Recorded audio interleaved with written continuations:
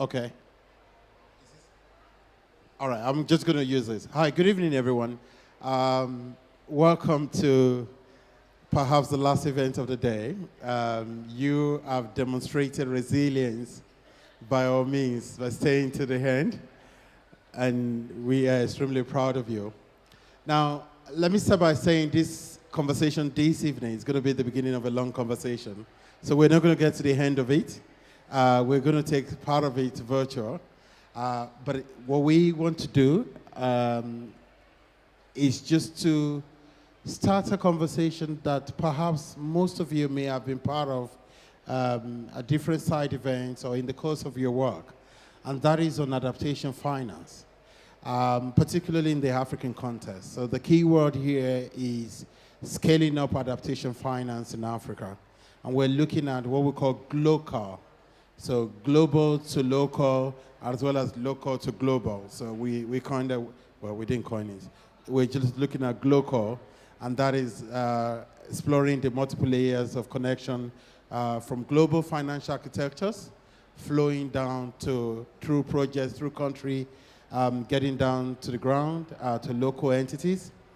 And at the same time, we're looking at local innovations within countries.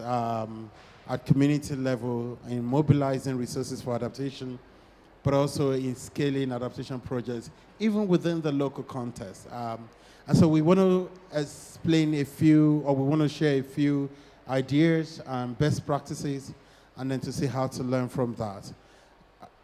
We will never get to a point where we have enough money. There's no such thing as enough money. Particularly in the climate agenda for adaptation, there would never be enough money.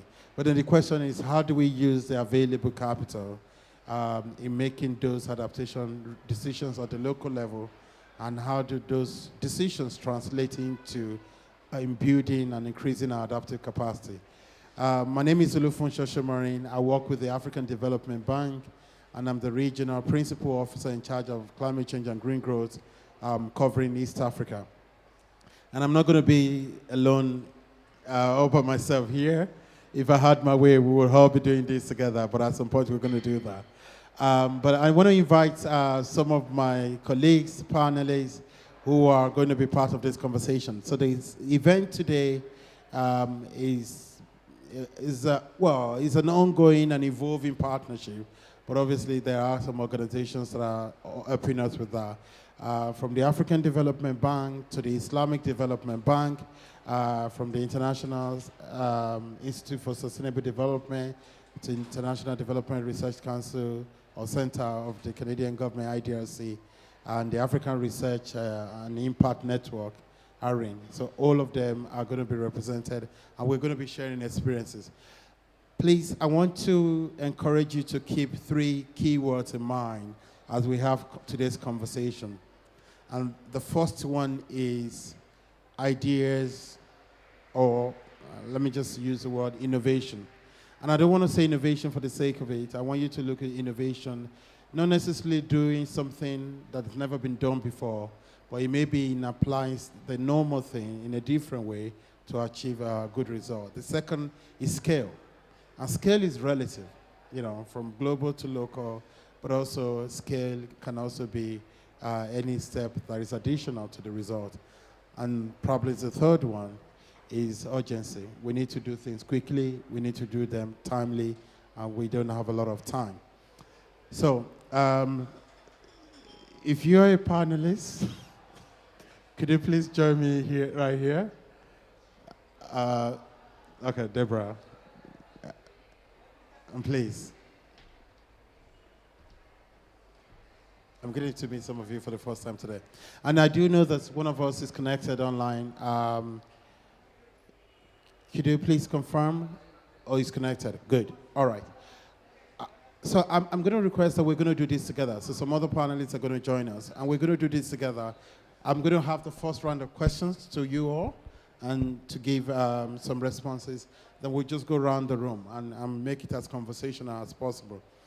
Maybe before we start here, and I'm going to allow you to introduce yourself, introduce your organization, but obviously, I want you to just converge that around the work you're doing on adaptation finance, and I don't want to take that honor away from you. So let's start with our panelist that is online. If you can hear me, can we have Dr. Johannes Atella? Johannes, can you hear me? Yes, I can hear you, Funzo. Are you able to hear me? Good, good. We can hear you too. So I'm going to give you 2 minutes. Please introduce yourself, but introduce your organization as well and the work you're doing around adaptation finance before getting to the questions. Thank you. Yeah. My name is Johannes Atella. I am the director of the Africa Research and Impact Network. ARIN in short. I was actually physically present at Sham, but I had to rush back to address an emergency. That's why I'm attending this session online. So ARIN basically brings together about 200 researchers and policymakers from across 36 African countries with the aim of sharing some of the best research and impact practices in the area of climate change, science, technology, and innovation, agriculture, cities and disaster risk, among others. So within the adaptation work, we've been the main convener of a number of adaptation initiatives within the continent in terms of research that is going on. And we've been working together with a number of platforms, including the Adaptation Research Alliance, to bring together the different activities or adaptation work that are taking place in different African contexts. We also been together with the Frankfurt School, been implementing the NDC Fellowship program, which has also had some focus on adaptation, looking at how adaptation can be funded, but also supporting a group of over 100 fellows from both Francophone and Anglophone Africa on developing financial strategies for their countries. So this is a very interesting discussion that I'm contributing to today, and of course representing a huge community behind me, young researchers who are looking and policymakers who are looking into this particular topic. So really great to be here. Thanks. Thank you, Dr. Atella, and it's good to see that your work touches on elements of capacity development, and you're looking at institutions, but also you're looking at the body of research that's needed to advance the conversation around adaptation finance. I'm going to come to you, Deborah. Please introduce yourself and your organization. Good evening.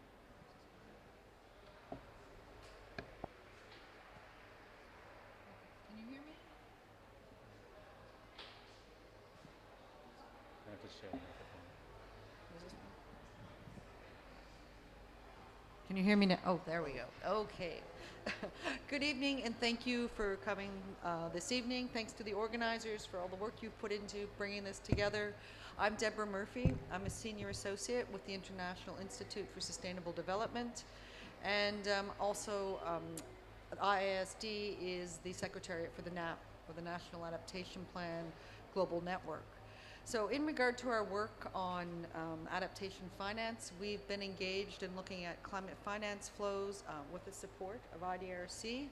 So we've looked at finance flows from MDBs into 3 countries, working with ACTS in looking at flows in Kenya, working with our partners from Prakriti Resource Center, who are here in the audience, from Nepal, and also Labelula from Peru. So we've looked at financing strategies for adaptation, and I'll share some key messages from that a little bit later. And we've looked at innovative financing instruments, including the development of an inventory. And you can scan the QR code in the back of the room to access that inventory on your way out if you're interested. So we also work on adaptation finance through the NAP Global Network, looking at national adaptation plans, also looking at resource mobilization strategies, and investment plans within that context. Right, thank you. Yes, IDRC, 2 minutes of organizational promotion. Thanks. I'll be brief. So my name is Tyler Carlson. I'm a climate policy advisor at International Development Research Center.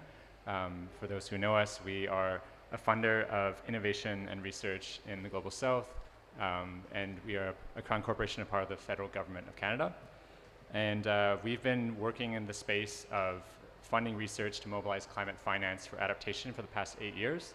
IASD is one of the partners we've worked with more recently on areas of mobilizing private sector and looking for new innovative ways to finance national adaptation plans and NDCs in the African continent. So I'll leave that there for now as my introduction. Great, thank you. And I think it's good to see the balance in this. Our colleague from the ISDB, Islamic Development Bank, will be joining us soon. So you are leading the work, Deborah. I'm going to come to you now. And the question here that I want all of you to respond to is, we've done an analysis of the African NDCs. At the African Development Bank, we've looked at the NDCs of all the 54 African countries. And I can tell you two things quickly. Number one is the fact that all of these countries, or 99% of them, have expressed adaptation to be their policy priority. So they have been able to identify adaptation to be very key to their climate action program. The second thing is also that this adaptation program cuts across multiple sectors. When you think about the number of sectors involved in adaptation, it's virtually the key sectors that are the pillars of the economies of this country. So they recognize that it is not just adaptation for the sake of adaptation, but this is something that is intrinsically linked to the economies, to the societies, and the continuity of their systems. So, and that tells us how important it is, that adaptation is very important.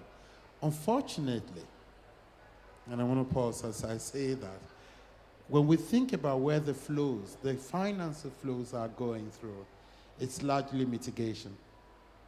And the question then is, why is it that something of such recognized importance is not attracting the scale of finance that it needs? So, and I'm sure you understand this. So the questions will be, what are those barriers? But I want you to also expand into that. Is it that adaptation is inherently difficult? What is it about adaptation that makes it hard for finance to flow to that? So Deborah, I'm going to start with you, and I'll come to Johannes around that later. So please, 3 minutes each. Okay. I think first of all, when we look at adaptation finance, until this point, it's been, and it's important, but it's small, it's at the local level, and we're having difficulty understanding, well, how do you scale that up? How do you bring in large money to adaptation? Now, one of the things we did with the research funded by IDRC, we looked at financing strategies, and we said, okay, countries are developing these strategies. Why aren't they bringing in the money that we're expecting? And I'll point out sort of 3 main barriers that we identified through that research. And one of them is, first of all, a lack of alignment. So you have this adaptation plan, you've looked at adaptation, you see all these issues, and very often you have a whole list of things that need to be, adaptation actions that need to be funded. But very often it's disconnected from the national planning process, the national budgeting process, and you have this sort of lack of alignment between what's happening in adaptation and what's happening in overall finance for the country. So the idea is that you need to bring your adaptation planning and have it aligned with national planning, and you need to engage ministries of finance and ministries of planning, so that alignment and coordination is missing in many cases, and it's key. I think another issue that's been a problem is what we'll call a projectized approach to adaptation. So rather than looking at adaptation across sectors and in a systemic way, we want to get to that transformational change, but we tend to be looking at project by project approach, and that's not going to scale up money to the level that we need.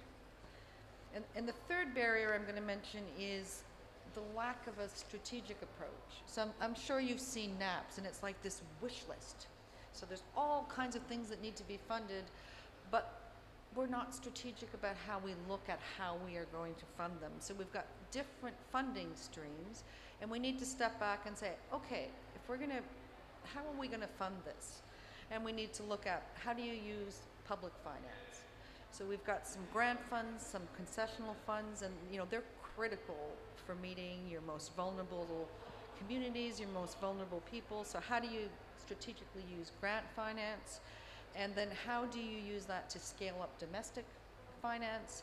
And then where can you bring in the private sector? When we hear a lot of talking about the private sector, it's going to work in some cases. A lot of cases for adaptation, it's not going to work because there's no revenue flows.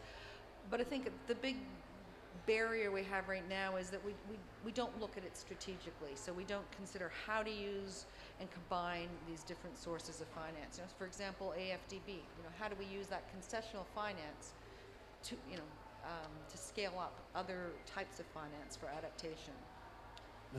Thank you. Thank you, Deborah. I'm going to come back to you. I just want to follow up there. So these countries have developed all those NAPs, NAPAs, adaptation in NDC. They have national climate change action plans, and all of them. Why, if we consider that to be the policy framework required, why is this still not getting to investment? What needs to be done to translate those action plans and documents into investment programs? I think the documents, they're good. I mean, the NAP process, that's a really good first step. Countries are saying, okay, let's look at our adaptation priorities, let's see what we need, and it is a first step. And then moving to sort of, how do you now move to investment plan needs a bit more of strategic thinking. So I'm not saying the plans are bad, I'm saying they're good. They're good. And a lot of effort has gone into them, they've identified priority areas, and now we need to take those priority areas, let's say in a sector, and figure out how you build investment in that sector. So rather than just an agriculture project over here, how do we scale up the finance across that sector? Thank you. Good point. Johannes, are you still there? Yeah, I'm here. Okay. Now, Johannes, I want you to reflect on the fact that you've done a lot of research, you're doing a number of capacity building programs. We've experienced, a situation where many of these NAPs have been developed by guys in the Ministry of Environment with little or no input from the Ministry of Finance. And yet most investments, the investment door to the country is the Ministry of Finance. Please share with us any experience that you may have found in the course of your research around this non-alignment that Deborah mentioned. Well, non-alignment is real. It's a major concern in Africa when it comes to adaptation financing. And this is also emerging from the global processes in the sense that the global climate policy, the initial, the Kyoto Protocol, didn't give much attention to adaptation. And then the global narrative was more focused on mitigation. So a lot of the passion and the focus on investment was on mitigation, which could easily be measured. However, we see that as the Paris Agreement comes into the implementation experience, we see a situation whereby we now have the global goal on adaptation. So we have that international drive and framework that can help to really report the achievements with regards to adaptation. And with that particular understanding, when we look at the way the NAPs have been developed, as you rightly say, there has been a lot of what I would call sectoral disintegration in the way climate change mechanisms are planned in our country. So the misalignment, as you rightly say, that NAPs are developed from particular sector, and the financial sector, like the national treasury, and are sometimes not well involved. But I look at it from a broader perspective, in the sense that Adaptation is also a development issue, and this is very critical. And when we look at an opportunity to try and monitor and track monies that have gone into adaptation, we also need to, and especially if we talk, in the context of vulnerable communities, we also need to look at the contribution of development into the adaptation mechanisms. But because of what you're saying, the misalignment, where the development processes are handled by the National Treasury, the Finance Ministry, the climate change processes are handled by the climate change, departments, which are more focused on climate change with some technical expertise. The alignment between the two trajectories really in most African countries and in most NAPs have been relatively ad hoc and sometimes associated with a lot of conflicts in terms of competition for resources. So the implication of this is that we are not able to see adaptation as a development agenda in most developing countries. So adaptation is seen as a standalone element, and we are not able to really, from even the development instruments and plans, we are not able to sort of pick out some of the elements that are really linking for adaptation. So in that sense, the narrative around one, that adaptation is not getting, proper funding, remains a major one. But two, its lack of also understanding around those metrics where adaptation fits in the national planning processes. Because for sure, for local communities whom I work with in most African context, there is really very, very sort of bloodline between adaptation and development. Development challenges are adaptation challenges. So these two, basically, in terms of how we treat them in the policy processes, but also in the financial processes, should be better synergized. But that is not really happening. From the work we've done, really trying to survey, we've surveyed about 41 African countries in terms of their financial strategies. One of the things that have come out is that the climate change financing strategies that are emerging from different countries are still really very underdeveloped.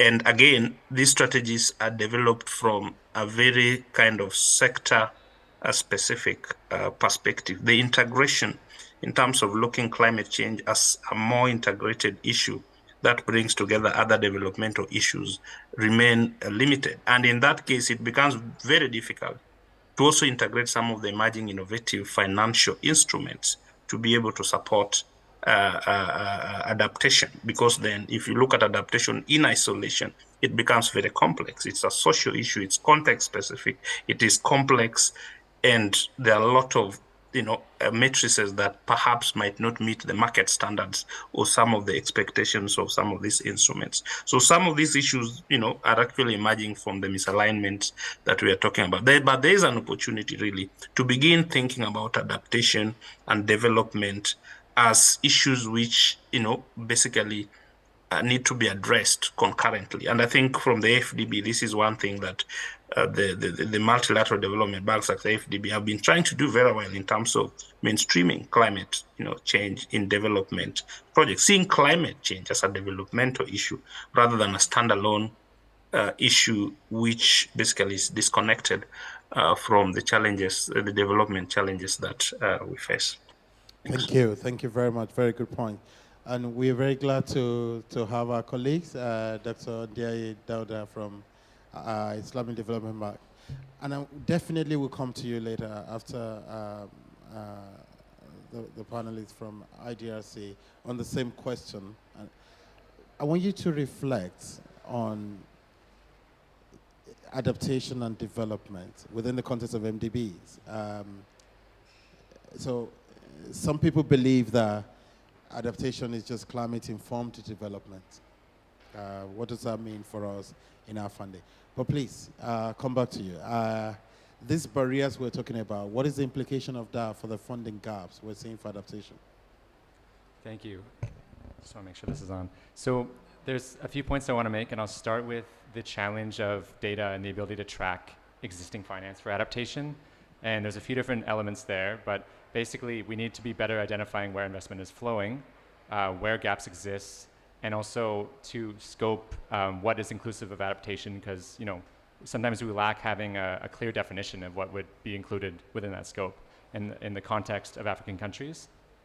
And as mentioned by my colleague, there's a need to be strategic in terms of how climate finance and development finance is used to achieve adaptation goals, given the fact that we have still very low levels of yearly investment in adaptation.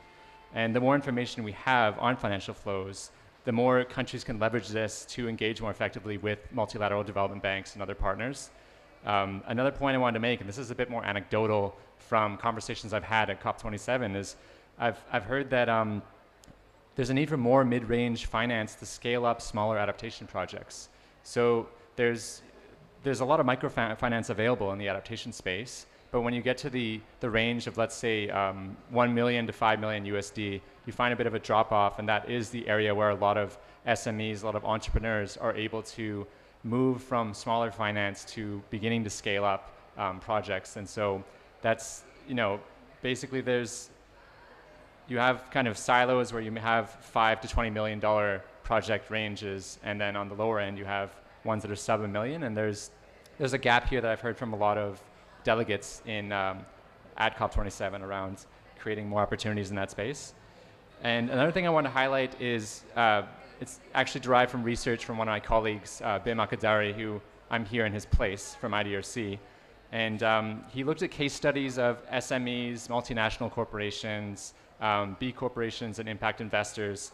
And he found that private sector actors are willing to invest in climate adaptation, but their investment decisions are constrained by a number of factors. One is the uncertainty of risk profiles associated with climate adaptation projects. Another is the lack of financially viable and bankable projects, which is what I heard from my colleague as well, is the need for SMEs, for private sector investors to know what is out there, what is available, what is a viable project to invest in. And finally, another point is having complete knowledge of climate risk that guides adaptation decisions, which also, as I mentioned earlier, results sometimes from a lack of clarity of the definition. So in order for investors to be more confident in that decision, they need to have access to lists of bankable projects, to be aware of the risks, the uncertainties involved in whether that project is viable, and to have clarity on what is guiding those investments. How do we ensure that it's an effective investment in adaptation? And so I'll leave it there for now in terms of my reflections. Thank you. I'm going to come back to you on a number of those points for us to just reflect deeply into what are the solutions to those key findings. Yes, Dada, please. Yes, no, thank you. From the MDB's perspective, you are right. We look at adaptation as a development issue. We look at the ways to address climate risks in our investments, and we look at it throughout our portfolio when we are financing transport projects, when we are financing energy operations, or urban development, urban management, education, health, agriculture, all of it.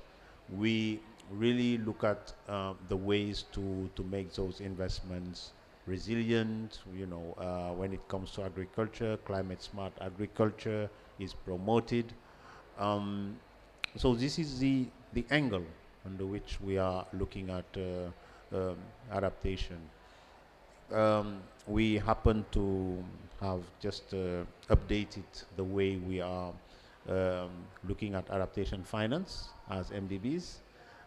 So now we have categorized into 3 categories where you have investments that we make resilient, adapted. We also look at operations where you have the dual objective of adaptation and development. And we have the 3rd category where the operations or the activities are basically addressing adaptation. That's the sole objective of those. Those could be research activities, those could be capacity building or specific products that are climate solutions, adaptation solutions that are solely, developed for that purpose. So you have this range of activities that we are financing and where we are putting resources to address this. But of course, we have a framework that we look at, which is the Paris Alignment Framework, and most of the MDBs are now looking at the horizon of 2023 to be when all of us look at being fully aligned with the objectives of the Paris Agreement. And under those, you have the one on the adaptation and resilient objective of the Paris Agreement. So it follows the same steps as looking at adaptation finance. It's risks, vulnerability assessment, linking those with activities that will look at addressing them, and then also looking at the context at the national or local level, whether it is not inconsistent with existing national adaptation planning, local adaptation planning, to avoid also the risk of maladaptation. So by having that framework in place, we are aiming at making sure that adaptation is clearly mainstream in the overall operations. We are also supporting countries in terms of planning, of course. You know that the NDCs, most of them, they have adaptation component. You also see the long-term strategies that are including those aspects as well. It's not only about mitigation. So we want low carbon, yes, but we also want climate resilient development pathways. So we are supporting those as MDBs, and I think it fits with what my predecessors were explaining as well. Thank you very much. A very good point. And indeed, I think we are all aligned around the need to continue to engage and look at adaptation differently. It's not, we shouldn't separate it from development. As a matter of fact, it's a way of doing development differently and doing it better through the climate lens. Now, for most of you, let me remind you again, the theme of this side event, or the topic here, is very much about innovative financing for scaling up. So we're looking at, and if we're saying innovative financing, then the implicit assumption is that the current financing structure is not doing enough to scale up adaptation finance. So we need to think out of the box, and that is something I want us to reflect on. So please feel free to speak to this issue from whatever level you operate from. Whether you operate from MDB level, you operate from national or support level, or even at the local level. How do we, or what do we need to do innovatively around financing options for adaptation? So I'm going to go with you, because you said some points around what the private sector perceives to be risk, and perhaps what is limiting them from investing in adaptation. What do you think we need to do differently? This is us now trying to think about solutions and trying to see how we can scale them up. Please. So I can speak to this from the perspective of an organization that's supporting research to find those answers. Brilliant. Go. And so I can give a few examples of projects that we funded in this space that are trying to answer those questions. So most recently, one of the projects we've looked at is covered a few research themes. One is analyzing barriers for African countries in accessing adaptation finance. Another is uncovering conditions for mobilizing private sector finance for adaptation. So we're doing that by partnering with Private Finance Advisory Network. That's one of the groups we work with. We're also exploring the range of investment choices available to the private sector to support climate-compatible development. So to answer that question you mentioned of, climate development and climate, we have in some ways siloed portfolios that are investing in those spaces, and On the climate finance side, it can be very stringent. There's a lot of policy markers, in the developed context of OECD guidelines for where investments can go, what is considered adaptation, what is considered mitigation, and those can limit some innovation in some ways by having to follow those guidelines. And if it's difficult for developed countries to meet those, it's especially difficult for developing countries to jump through all those hoops and meeting all those criteria, which are very, very difficult. Another area we look at is assessing how social enterprises or hybrid companies such as B corporations can create public goods by leveraging the power of the private sector. And the other area we look at is capacity building. And I could talk about that if you want, or we could pause until later, because I think that's another important part of the conversation. All right. You can just touch on it briefly. So I'd just say that some of the areas that we've prioritized at IDRC is supporting practitioners, policymakers in sub-Saharan Africa to build their capacity to explore those mechanisms for financing NDCs, for financing national adaptation plans. And so we did that by bringing together 100 high potential professionals from policy communities across sub-Saharan Africa to look at the NDC financing mechanism, to explore ways to, where can you leverage the private sector? What are the barriers that are existing? How can you move to a place of greater knowledge, greater data, to scope down what are the specific actions at local levels? Also, in some senses, how can we make this socially inclusive? How can we look at this from a gender lens, a youth lens? Because that's another part of it. If this is a development issue, then we have to bring in those conversations as well.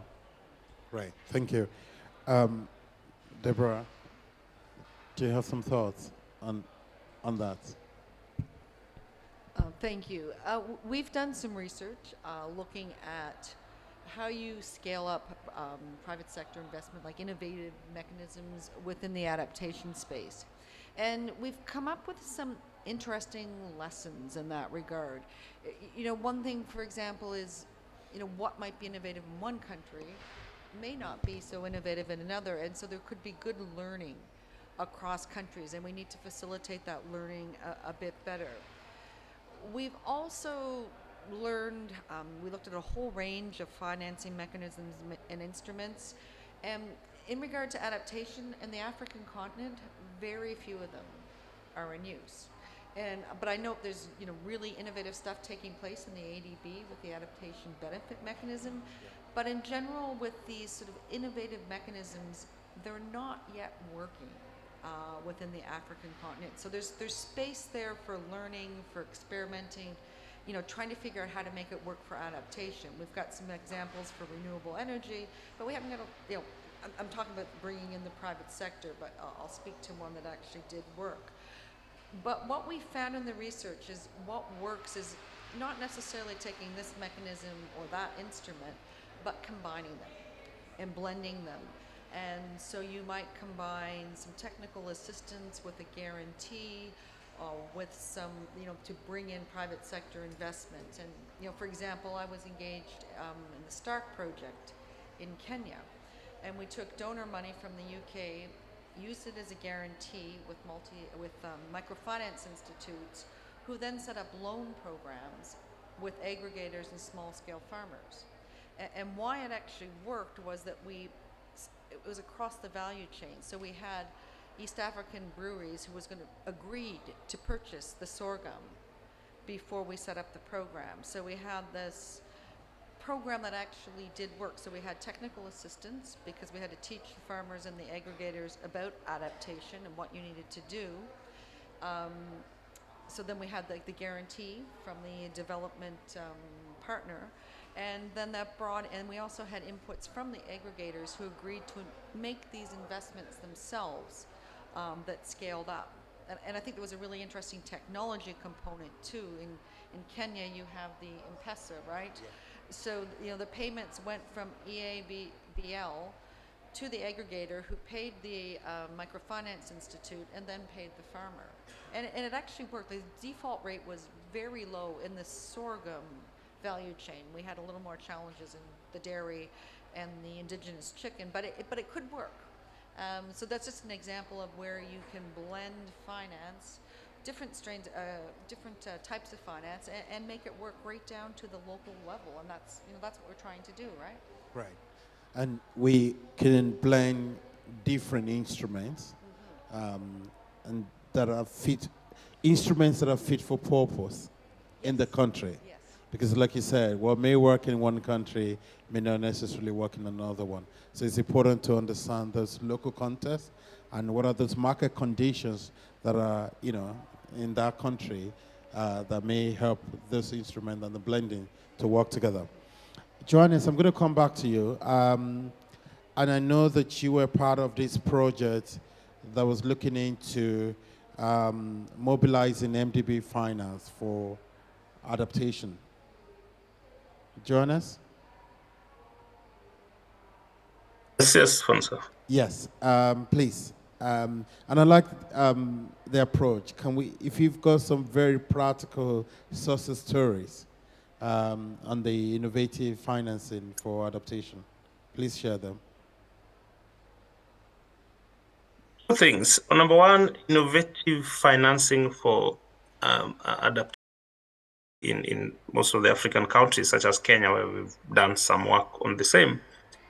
And as Deborah says, at this particular point, what we see are, possible exemplars, which still are not very clear in terms of how effective they are with regards to innovative, climate financing. Of course, there's the blending of the financing, the blended financing that we see working. But again, it remains a little bit unclear in terms of what works and what does not work. We did some case studies in the water sector in terms of, trying to look at, the innovative blended financing for the rural poor to be able to access water. But what really came out is basically what is perceived as innovative is basically pulling resources together from different donors and or different financiers, which is okay, is good, but that basically innovative adaptation financing goes beyond that. But what people or stakeholders still exist, understand within the developing or African context is still really relatively abstract. So, and that also builds into the work that we've done on capacity, trying to analyze the capacity of countries to be able to embrace some of these financial strategies, through the support of IDRC that my colleague there has also mentioned. And the fact that there is really no clear understanding in terms of what is innovative to what context. There is no specialization. There is, most countries still, go for adaptation financing as a holistic, approach where, their approach or they try to tackle the different financial streams to be able to support adaptation. And that doesn't work because really contexts are different and the specialization in terms of what works best within a particular country. Most countries don't understand that. They don't know really what is their niche that they can really invest more in terms of focusing on developing, proper strategy, proper programs, and really unlocking the finances. So we end up with, a very kind of a really relatively blurred situation within this particular country. So there is need really for lots of work to be done, basically beginning with some of these exemplars, possible exemplars of innovative climate financing and profiling them and using that to strengthen the capacity of different stakeholders to be able to understand, first of all, what is innovative in the first place, because most people don't. If you tell them what innovative climate financing, they'll tell you maybe they don't know really what exactly it means. So that's the beginning of the conversation when it comes to the African countries. But again, if you look at the African context, and because this is where I have grown in, adaptation issues are still really highly socialized. And the gap between the social systems that really influence adaptation decisions and actions and the more emerging innovations really is still very huge. So even as we talk about innovative climate financing, because adaptation is for local people, adaptation is not for national institutions. Of course, a lot of money has been going to national institutions to build national institutions. But the local people who are actually supposed to really, this money is supposed to reach them for programs, for interventions, have been really excluded from what we would call innovative, or financing. And this need to redefine and see really what is innovative. Is it capturing the aspirations of the vulnerable? Is it, pro-poor in terms of the ability of the systems of the poor communities, the marginalized, to be able to tap into those financing? If it is about, loans that support development, how can those development be made really answerable to the resilience or adaptation needs of the poor? So these are questions that we need to continue unlocking, and there's need for a lot of work, a lot of research to be done to be able to create frameworks that we can really profile and consolidate and say this is, perhaps what looks like an innovative adaptation financing in an African context. So this is very critical moving forward. And maybe, yeah, I'll say more Thank later. you very Thanks. much. Dauda, I'm going to come to you. What is innovative financing?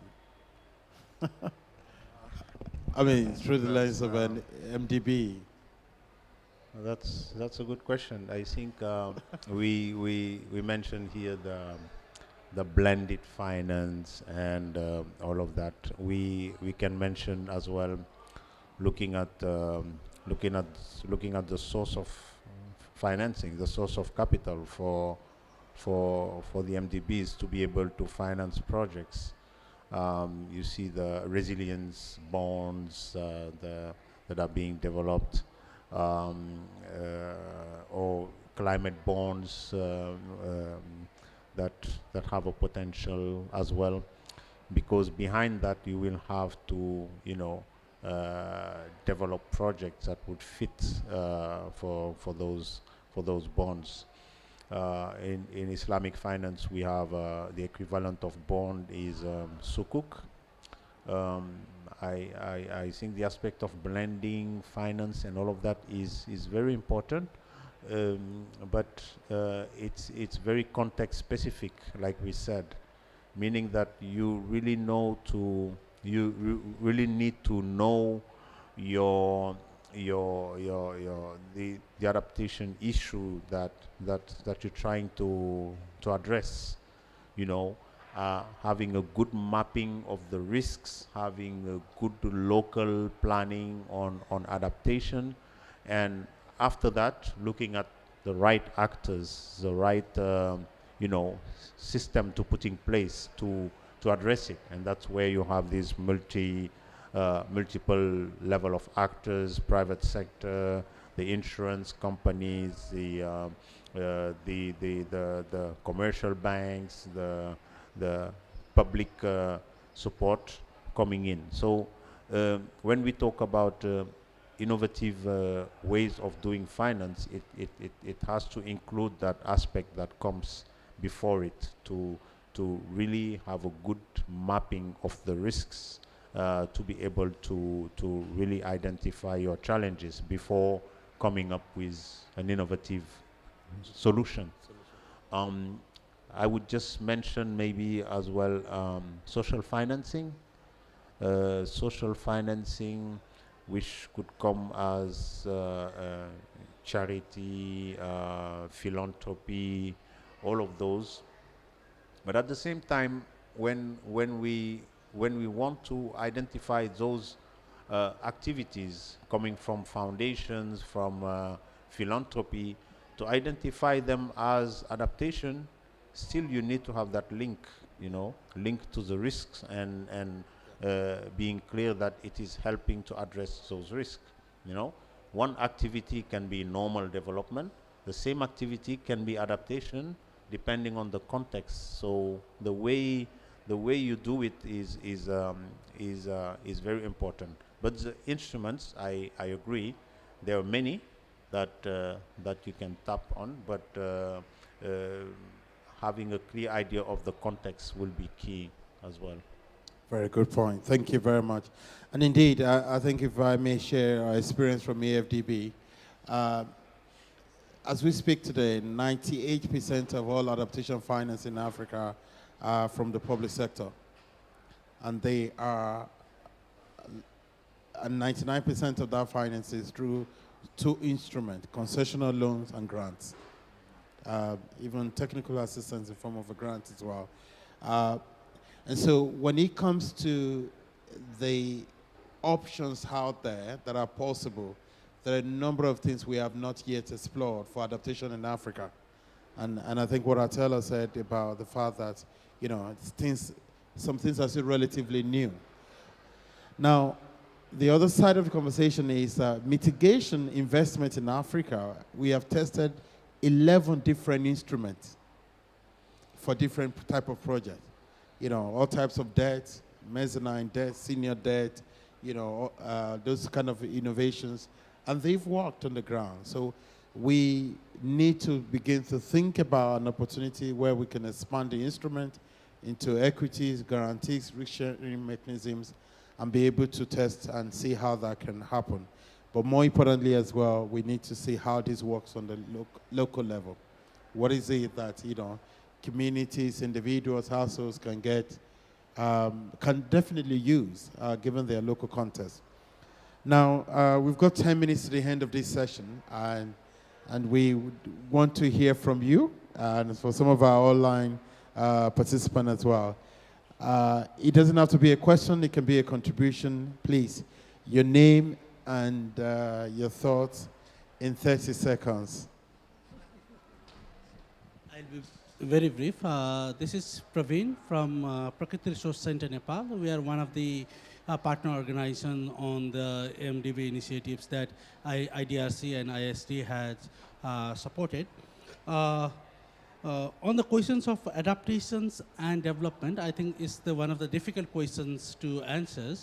But in the era of climate crisis, we need a development at scale at the faster rate. So that's the demand that we have. And we have to do development differently as well. So maybe for us, that is the adaptations, the scale of development that we require, and doing differently. Something we have to do development differently. And to do this, we need additional finance. And that's where the adaptation finance comes in.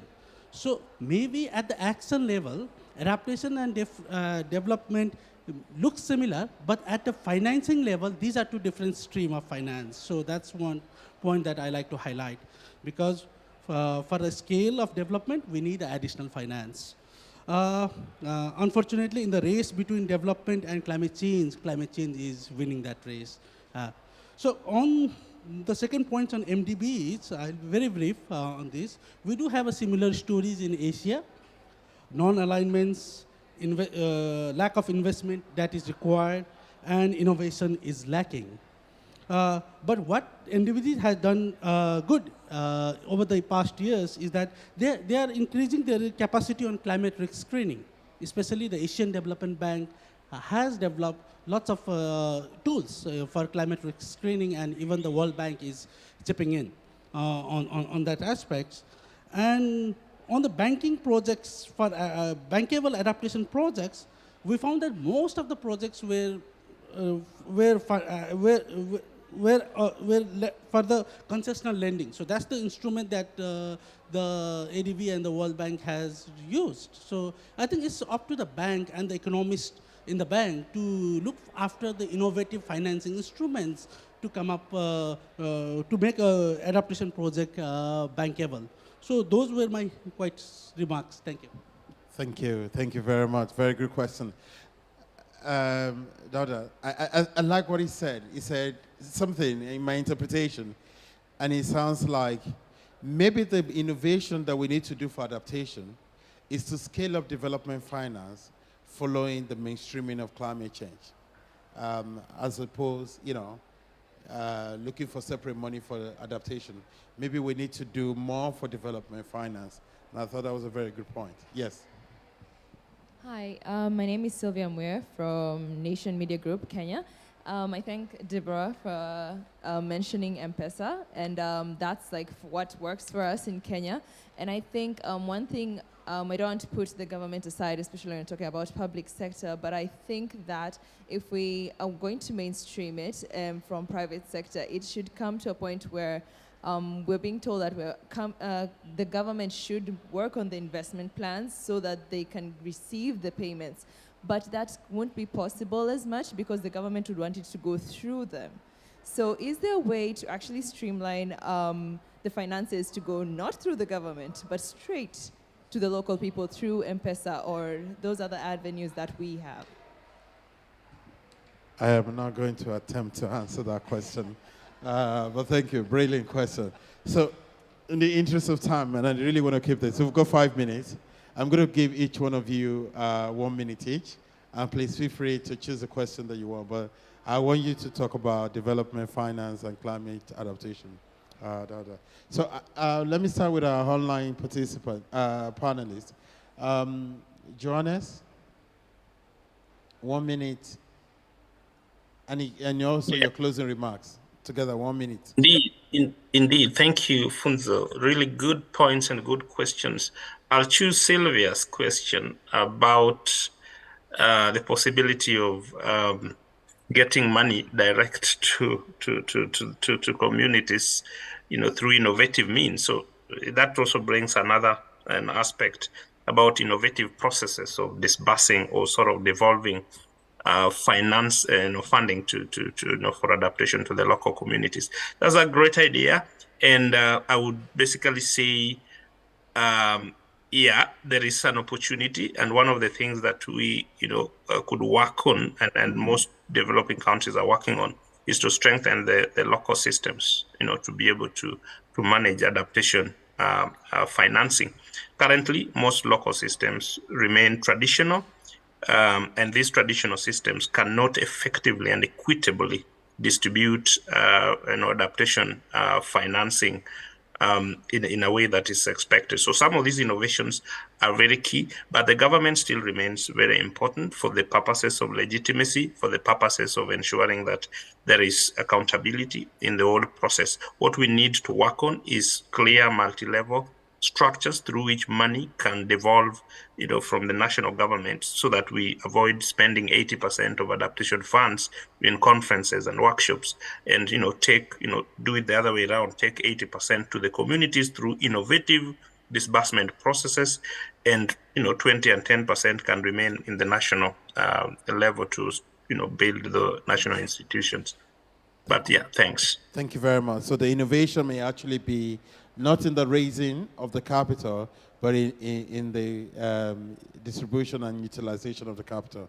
And that's a very good point. Yes, Deborah. I think a parting comment is the idea that we need to continue to be innovative. So we talk about innovative finance, but we're just beginning to figure out what that means, I think, in the African context. So that idea, let's experiment. So, researchers continue to look at it. The MDBs continue to flow money towards, for technical assistance, because that's absolutely necessary, and capacity building, but also trying some of these instruments, because I think you're in a role to help governments experiment. Correct. And I think that's a real role for grant finance, concessional finance, and then researchers like us can help to share the learning from that. So I encourage us to continue the dialogue, and I encourage you to be experimental, and we'll help you share the stories. Thank you very much. We accept the challenge. Yes. So a final comment would be on the fact that there's many countries that are invested heavily in developing financial institutions, but little attention has been given to socially inclusive structures to ensure money reaches local communities.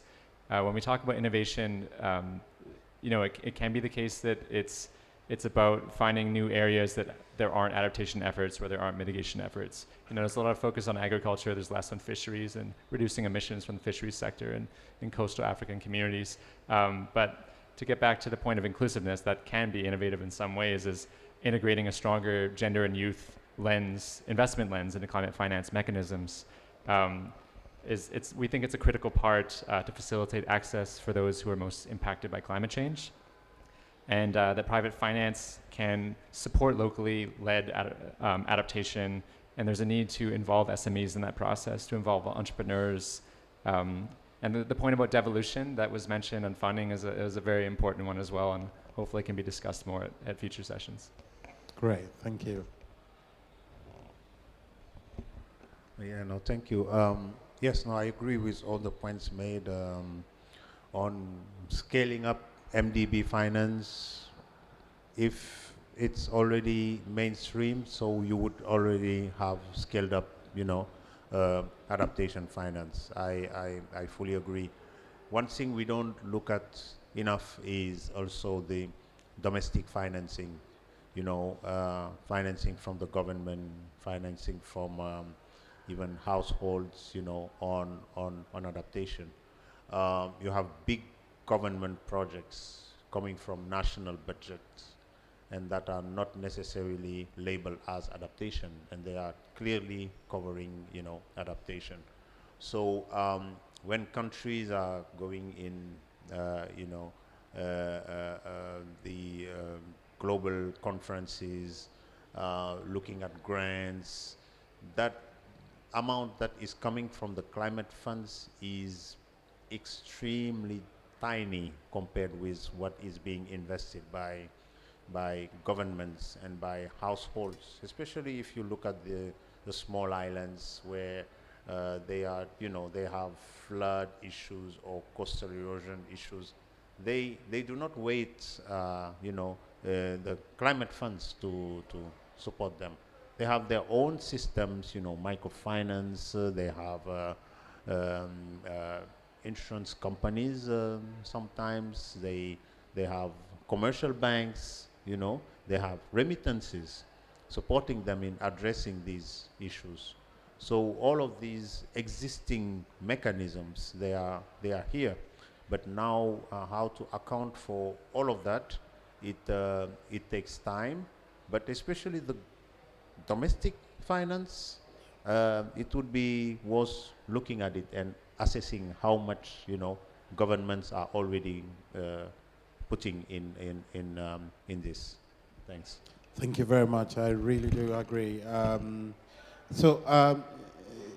not even going to try to summarize all of these, but I think 3 key points we should keep in mind from the conversations we've had. It's to understand that adaptation finance needs to be scaled up. And it's a simple statement, but when you think about communities that are constantly being pressured by different climate shocks, where some of them have limited space for recovery, it's from one shock to another, adaptation is a reality for them. And I think the financial resources that's needed, and we're not looking at financial resources in isolation, but the whole ecosystem around it, training, project design, project management, accounting and the likes. It's very important to see that can get to the local level. And the second point again is to appreciate the need for alignment.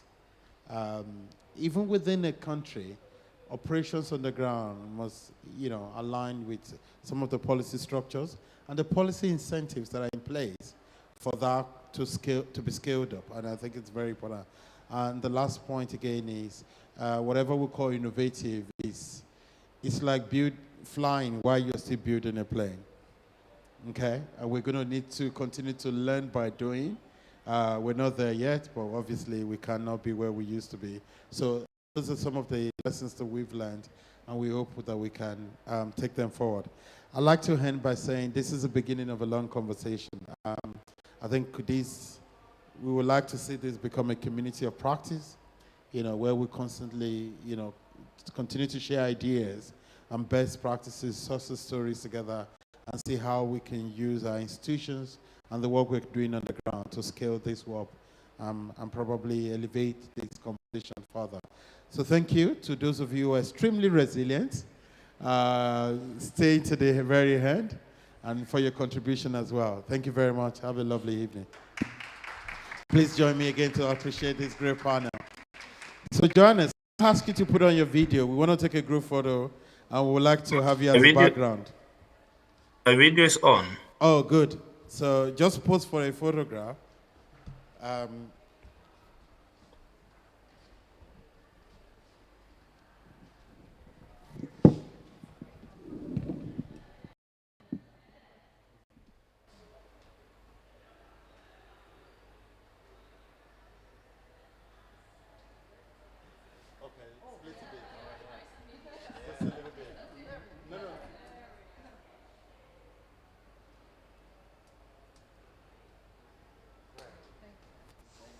Thanks very much. Thank you, everyone. Have a good evening.